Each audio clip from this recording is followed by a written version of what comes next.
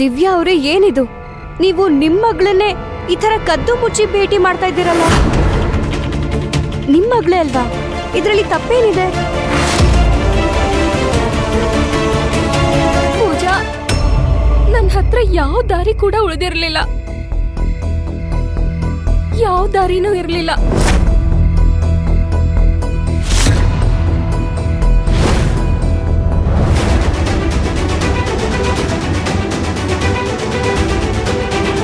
ಎಲ್ಲಿಗೋಗಕ್ಕೆ ready ಆಗ್ತಾ ಇದ್ದೆ?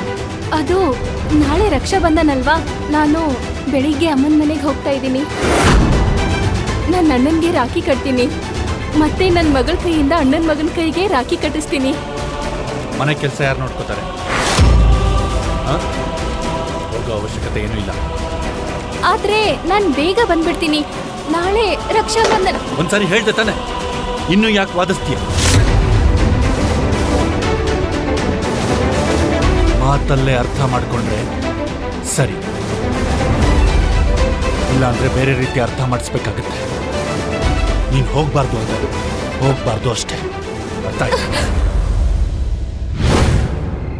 ಅವ್ರು ಕೂಡ ನನಗ್ ಹೋಗೋದ್ ಬೇಡ ಅಂದ್ರು, ನನ್ ರಾಖಿ ಕಟ್ಟೋದನ್ನ ಕೂಡ ಬೇಡ ಅಂದ್ರು. ನನ್ ಮಗಳ ಕೈಯಿಂದ ಅಣ್ಣನ್ ಮಗನ್ ಕೈಗೆ ರಾಖಿ ಕಟ್ಟೋಕ್ಕೂ ಕೂಡ ಬಿಡ್ಲಿಲ್ಲ.